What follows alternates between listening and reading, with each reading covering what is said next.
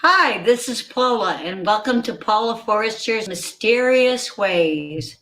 We're coming up to my favorite holiday or Sabbath, Halloween, also known as Samhain.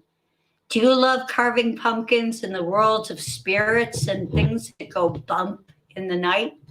Then this is the show for you. We'll be discussing the magical aspects and spells dealing with pumpkins and gourds. And we'll be talking live with the psychic, spirit communicator, and professional ghost hunter Luna Hacker, owner and proprietor of Luna Enchanted in Marlboro, New York. And we'll be discussing now when the veils between the worlds are at their thinnest and spirits abound everywhere. Have you ever wondered why we carve spooky faces in pumpkins? Or how the Yoruban river goddess Oshun loves pumpkins? We're going to be doing a simple prosperity and love spell that you can do with a golden pumpkin, so stay tuned for a little bit later in the show. Pumpkins and gourds abound from farm stands to supermarkets. But did you know the origin of carving them dates back to the ancient Celts? Let's take a look at the mysterious ways and spells of pumpkins and gourds. Hi, it's Paula, and we're back at Soon's Orchards, and we're going pumpkin picking today at the pumpkin patch. There's great magical lore associated with pumpkins and the goddesses that rule them. We're going to talk about some pumpkin spells, so come along with us. Take the hayride to the enchanted pumpkin patch.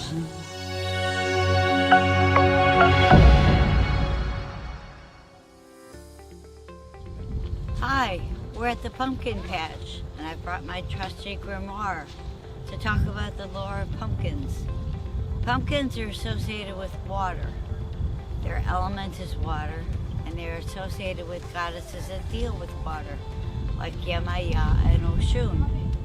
Their magical properties are love, prosperity, fertility, wealth, and healing. Pumpkins are associated with the harvest and bringing about the harvest for the coming year. The ancient Celts believed that if you buried a pumpkin at the end of the season, it would grow and manifest through the winter months to bring along a good harvest for the coming spring. Pumpkins are filled with seeds. There are said to be approximately 500 seeds in each pumpkin. The seeds represent abundance, wealth, prosperity, and love. The element of the pumpkin is water. Tradition of carving pumpkins with faces comes from the Celtic traditions, where turnips or other bulbous vegetables, such as gourds, were carved with faces and placed along roots to keep mischievous spirits away. They were carved with faces and lit with candles to light the Celts' way through the woods as they went to do their magical rituals. The ancient Celts, before pumpkins were carved gourds, and they would carve them with spooky faces to ward off evil spirits, and light them with candles to light their way through the dark woods in order to do their rituals. This is a precursor to today's jack-o'-lantern. Jack-o'-lanterns are carved with spooky faces in order to ward off evil spirits.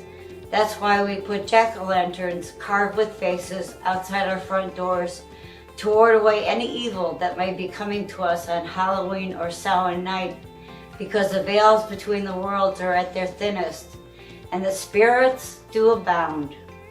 As you are taking your pumpkin and carving it out and removing the seeds, you want to bear in mind what you want as your magical intention before you cook the seeds or cook the pumpkin.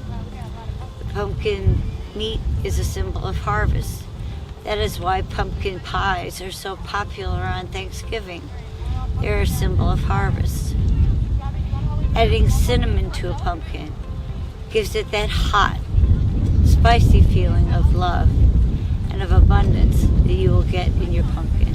Pumpkin seeds are often used in love magic. A great way to cast a love spell is to hollow out your pumpkin, bake the seeds covered in sugar and cinnamon, and feed them to your intended love to bring about love, union, sexuality, sensuality, and abundance in your love relationship. White pumpkins are said to be associated with the moon and lunar goddesses. Adding a piece of moonstone to a white pumpkin on a full moon and charging it will add lunar magic to your spells and your craft workings, and having it on your altar at Samhain will empower it to bring lunar magic into your circle. Learning some Oshun magic. Copper is sacred to her, along with honey, cinnamon, brown sugar, white sugar, and various other ingredients. And we're going to show you how to paint an Oshun pumpkin for prosperity and love. But first we have to pick our pumpkin. This pumpkin looks very good for Oshun.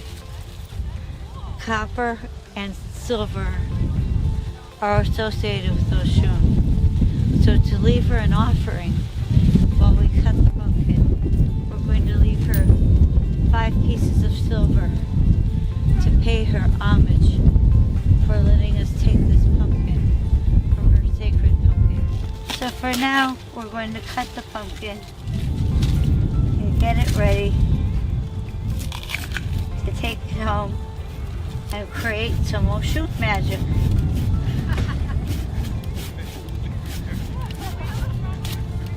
Almighty Oshun, thank you for this pumpkin, as we will do prosperity magic with it and offer it to you in your sacred river. You may be wondering why I painted my Oshun pumpkin gold. Gold is a sacred color to Oshun, as she is the goddess of gold, prosperity, lust, love, and all good things. She is the Yoruban river goddess and rules the rivers that lead to her tributaries of the ocean of Yamaya. This is an Oshun pumpkin prosperity spell that we are going to do, and you'll need various ingredients in order to do this.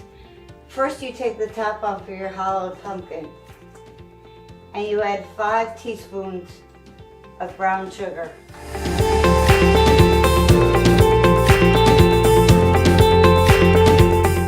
Next, you add 5 teaspoons of white sugar.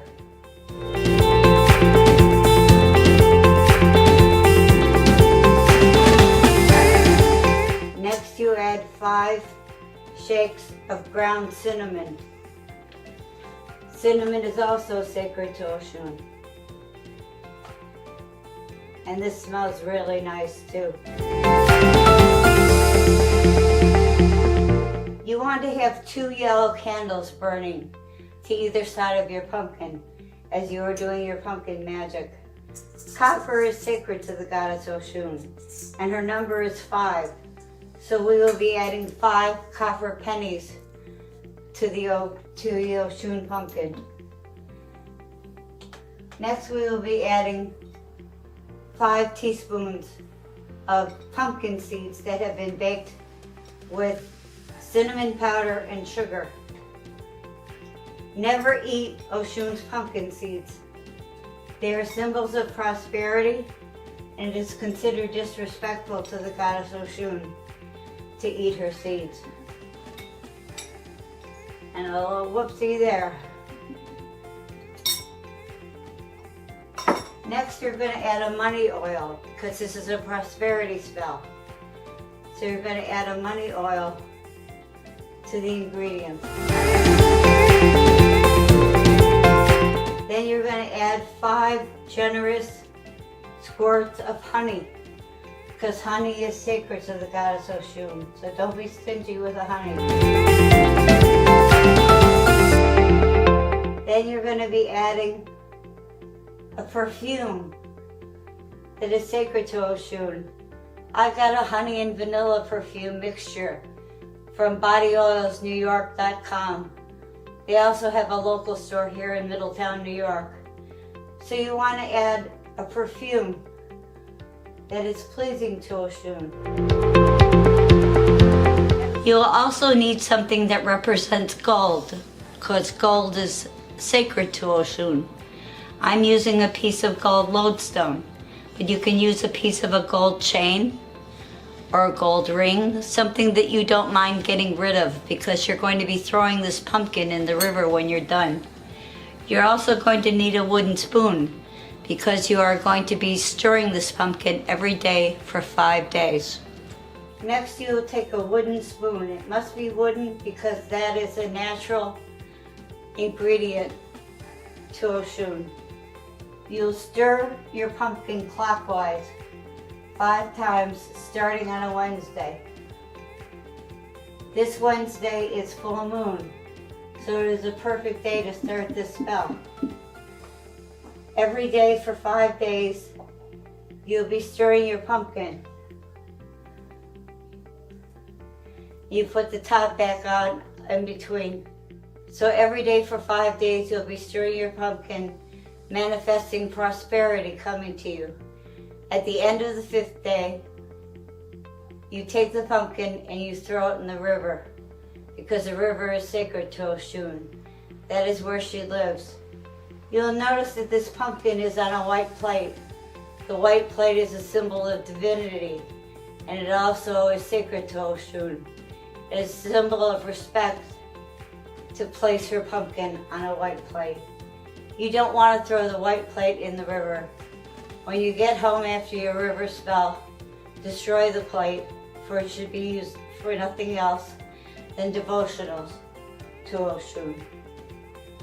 After the 5th day, you'll notice prosperity coming into your life, and petition the goddess Oshun every time you stir the pumpkin, and especially when you throw it in the river, that prosperity come to you in a safe and correct way that harms no one. In order to create a prosperity or mojo bag, you'll use your seeds that you have baked at 300 degrees for 45 minutes, covered in sugar and cinnamon powder, and place them inside the mojo bag. You can wear it, carry it, or just put it on your altar for spells. This will help bring prosperity into your life. And it's a nice little talisman to carry with you. Pumpkins were said to sustain a family through the winter months, as they lasted up to 90 days. White pumpkins are associated with the moon and have lunar aspects to them. You want to carve the top of the white pumpkin out and put inside of it on Saturday night or on the full moon a piece of raw moonstone. You put it inside the pumpkin and you ask the gods and goddesses to charge this moonstone with magic for the coming year.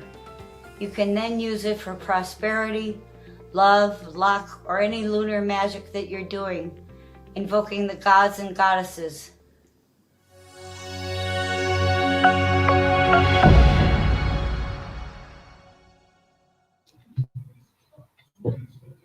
Our guest tonight, Luna Hacker, knew as a small child that she could communicate with the dead. Have you ever wondered, when you were a small child, that your imaginary friends really weren't imaginary?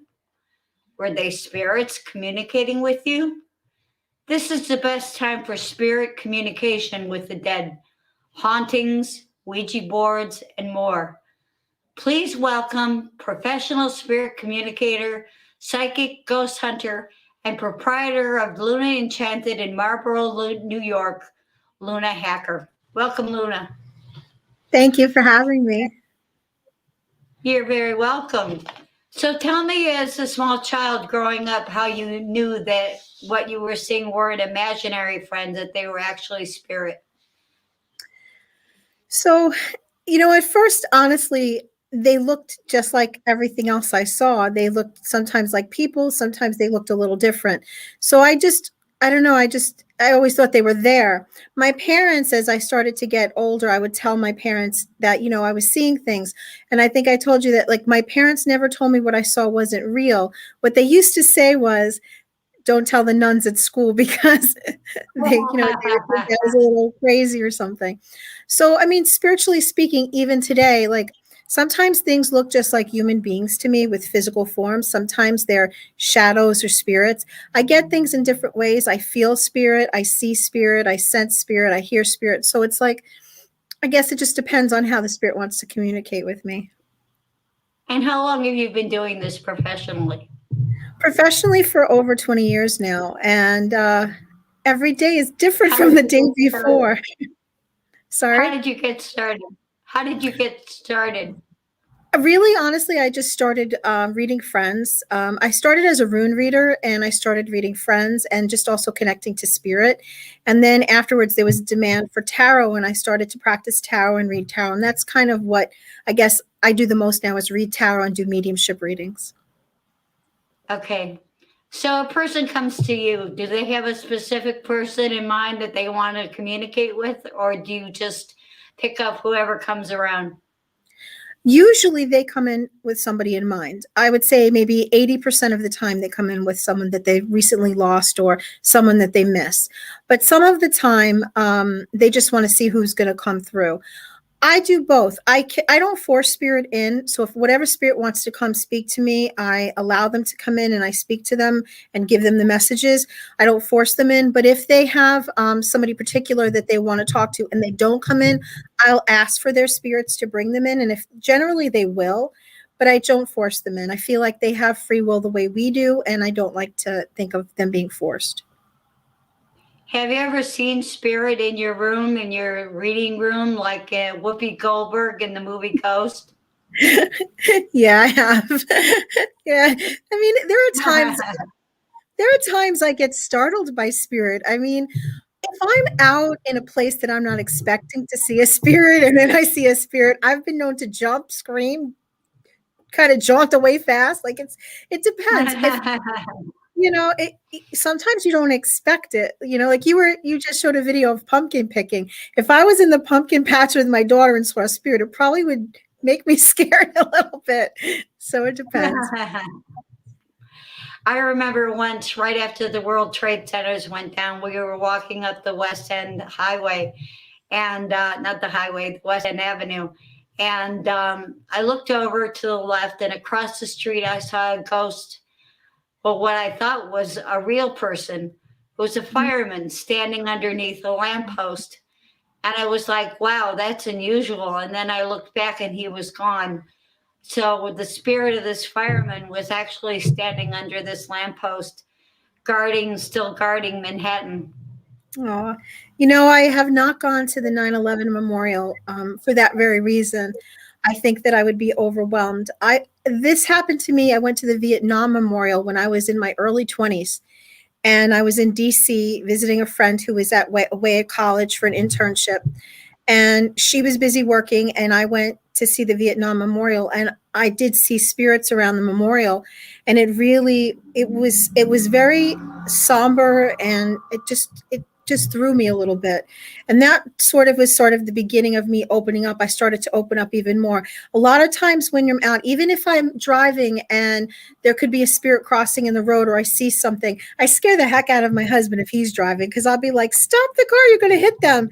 And he's like, there's nobody there. There's nobody there. So it just depends. I think it's interesting. Sometimes they're very clear. I've seen animals that way as well, crossing the road. I've seen spirit Yeah, deer. So it just depends, yeah, I think, what they want to show us. right. So someone thinks they're a medium, they have the ability to be a medium. How would you suggest they start, and how not to be afraid of their abilities? Because I've talked to a lot of people who say, I have this ability to communicate with the spirits, but I'm afraid of it. What advice would you give to them? So I really believe anyone can become a psychic and a medium. I think if you put practice into it, you can open yourself up more. Most people, when they're young, get their first experiences with spirit. But a lot of times, family members and people around them tell them it's not real because they don't see it because they're closed off. So sometimes makes people close off for some time. And then sometimes as we get older, we open up a little bit more to spirit. What I tell people is to practice meditation, a divination method, things like that can help you open to spirit. But fear, when you meet any kind of spirit with fear, you're going to get fear back. It's kind of like anything. It's like when you go to pet a dog, if you go to pet the dog and you're scared, that dog is going to sense it and it may respond in that negative way. It's the same with spirit. You just want to have an open mind, an open heart. And before you start, always call in your spirit guides, your ancestors, your guardian angels, and your spirit group, that you want to work with, and ask them to be with you, to protect you and to guide you. And usually your experience is going to be very positive if you do that. So this is a time of year when everybody wants to pull out their Ouija board. How do you use one safely and accurately so that negative energies don't come through? So a lot of people are afraid of Ouija boards. In fact, I have a friend, Nicole Nightfall, who does and makes Ouija boards. She's a psychic medium. And the thing is that it's education. It's like any other psychic tool, like tarot or anything else. There can be negative connotations to it. So to use a Ouija board, I always say the medium is the Ouija board. But if you're not a medium and you want to use a Ouija board, you have to call in some protection. So first, again, you want to call in your guides, your spirits, and things like that. If you're a witch, you're going to cast a circle of some sort and call in the energies in order to protect yourself. If you're not a witch, you can maybe cast a salt circle if you feel comfortable. But I really recommend that you don't use a Ouija board in your home, because if you don't know what you're doing and you open it up and you don't close it properly, you can have rogue spirits running around. It's very important to educate yourself first on how to use a Ouija board before you use one. So I knock on the board to open it up. And then I start, once I've casted and once I've called in the energies. I don't often use one myself. I don't have the need to, but when I'm teaching anybody about them, I have actually one, which we can't see right now. It's right above me. I'm in the shop, and there's one right above me to my left, my right here, and it was made for me. They're very wonderful tools. They can, when they're moving, they can really spell things out and show you things. I was just in the Shanley Hotel, which is a haunted hotel in Napanock, and they actually have a seance. They have like a little room upstairs where they have a spirit board actually painted on the floor right now. It's very interesting. It just depends. I'm a little weary when people don't know what they're doing. I always think education first before you do anything. Even with magic, you need to educate yourself before you start working with any spirits, because you don't know what you're calling in. You could think you're getting grandma, but you could be getting something that's a trickster that isn't grandma at all. So this is why I say. How do you battle the trickster that comes through? Say you're doing the Ouija board and you start getting a spirit that is swearing or using profanities. How do you get rid of them? How do you banish them? So one of the things, I do that with the spirit box. One of the things when you're doing spirit work like that is really best to ignore them and call your guides in and have your guides push them out. Because really, honestly, your spirit guides and your angels, your ancestors are going to come in and boot them. If, you can, obviously you can cleanse, you can do different things to try to remove them. But a lot of times when you have nasty spirits coming in, once they know that they're there and you start communicating with them, it's harder to get rid of them. So for instance, if I'm doing a spirit board, or I'm doing a spirit box, which is a piece of paranormal equipment similar to a Ouija board in the sense that spirits can communicate through that electronically. What I do is I ignore that spirit and I kind of shut down for a second. I close my eyes. I call in my ancestors, my spirit guides, the big guns, so to speak, and I have those spirits push it out, because they will come in and remove them. If this doesn't work, of course, then sometimes I use prayer. It depends on the type of spirit it is. Sometimes I'll use an incantation. Sometimes I'll do some sort of cleansing. I love Florida water, which is a cologne that you can use. That's there's a famous brand called Murray and Lanneman. I make one myself, but you can use Murray and Lanneman. It's the original. It's really one of my favorites. And that can help cleanse out energies, including spiritual attachments. So it's important. You just have to do the work. You have to educate yourself first. Absolutely, yes. Now, dark spirits, do they come frequently around you? I'm pretty lucky. I'm going to say no. I have seen them and I've seen shadow people and things like that. I really believe when you go in with a loving heart and open mind, you're going to be met with that. When I go paranormal investigating, like, so in a reading, those spirits coming through are deceased loved ones and beloved ancestors of the people you're reading. They're not harm and harsh. Mhm. I mean, they may sometimes be a little fresh because that was their personality in life, but they're generally not trying to do anyone harm. That doesn't happen. But when you go paranormal investigating and you're quote unquote ghost hunting, especially when you're going to places like prisons, like this weekend, I'll be at a prison doing a ghost hunt with K104 where I'm on. And that's the Mid Orange Correctional Facility. When you go to a place like that, you don't know what you're going to get. I mean, you had bad people in that place, so you can enter in and deal with spirits that are negative. So when that happens, I always bring a lot of protection amulets with me, talismans.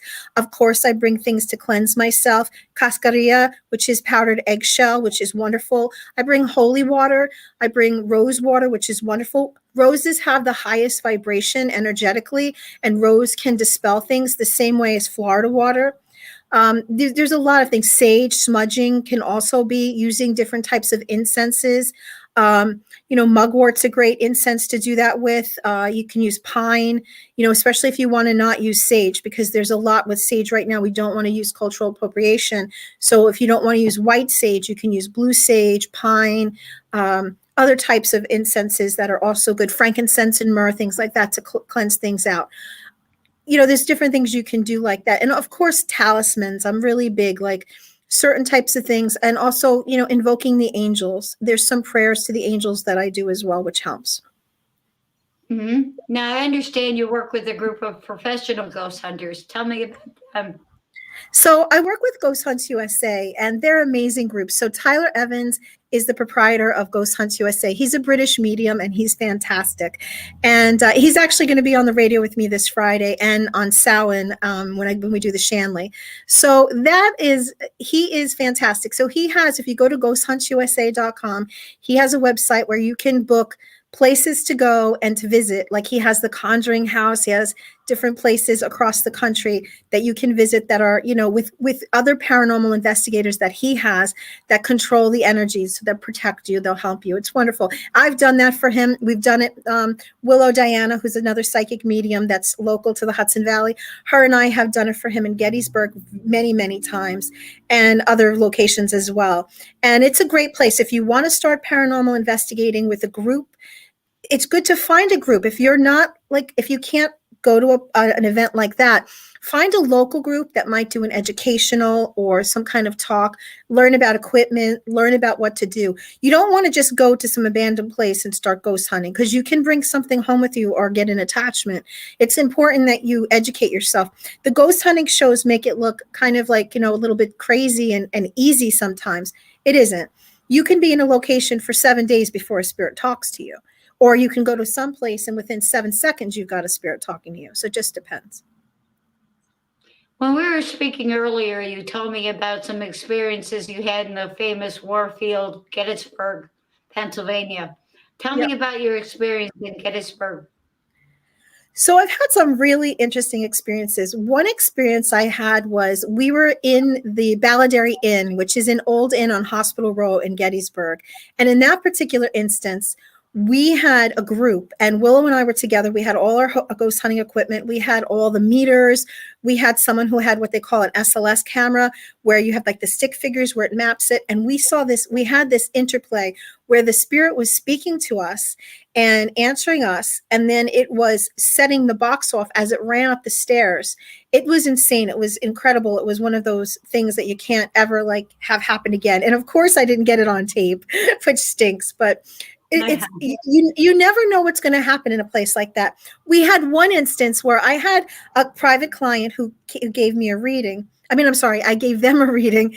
And during the reading, she was a local client that I have. I said to her, let's say the name was Jeremiah, right? So I said, who is Jeremiah? So she's like, I don't know who that is. So we finished the reading. Everything's fine. I'm like, okay, keep it in mind. I'm not sure. He came through. So, because he didn't give me a lot of information. So she went to her healer a couple of weeks later, and the healer out of the blue says, who's Jeremiah? And she's like, well, that's really weird because, Luna said that too.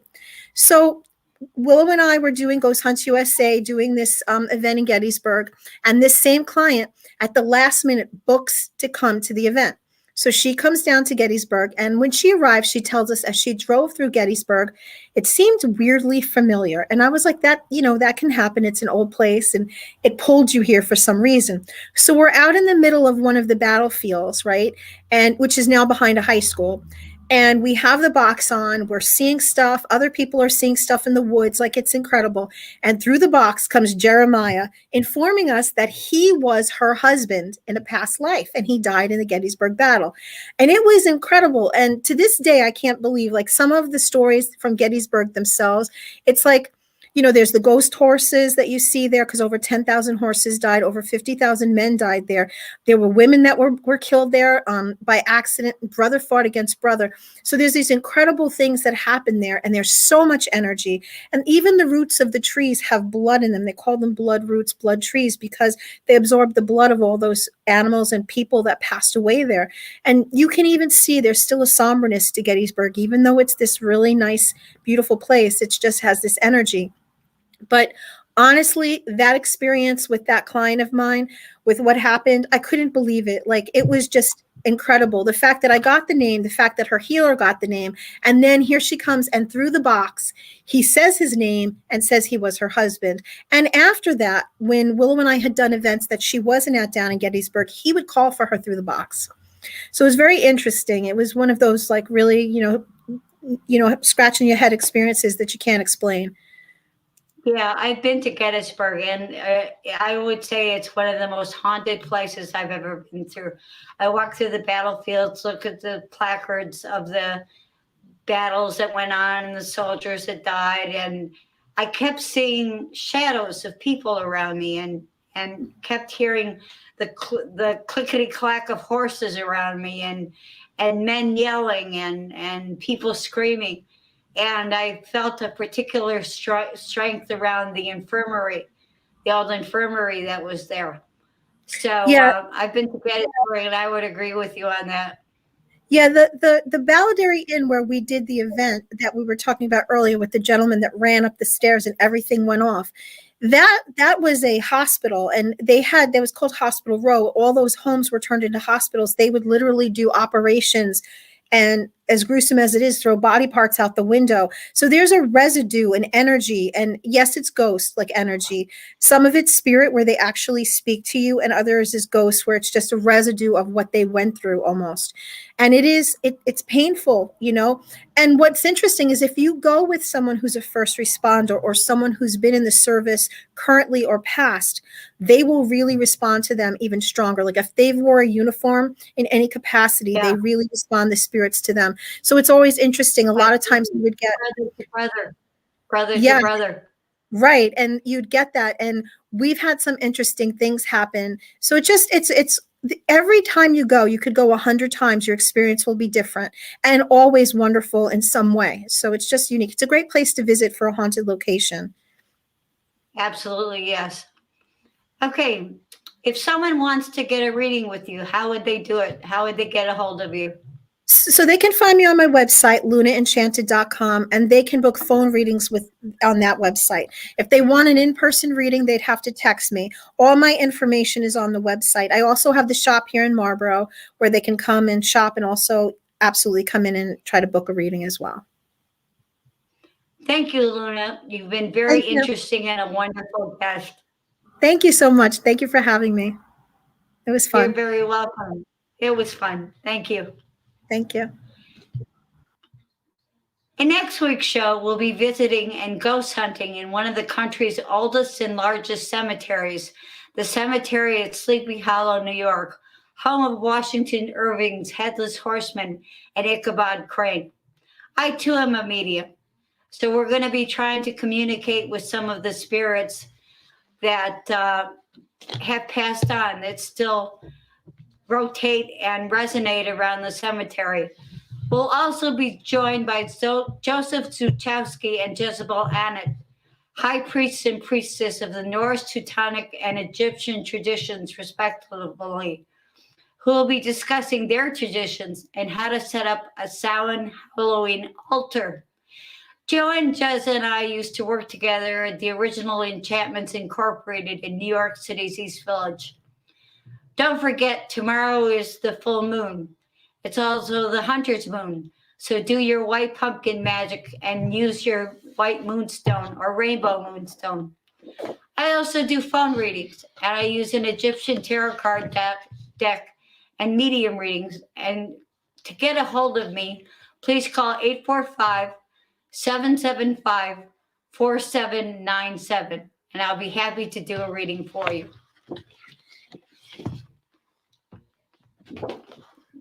Put it down. So get out your spirit boards. Welcome the spirits of your ancestors and those who have passed on. And I'll see you again next week at 7 p.m. Eastern Time for another Halloween sound version of Paula Forrester's Mysterious Ways. Brightest blessings, blessed be, and may the ghosts be with you.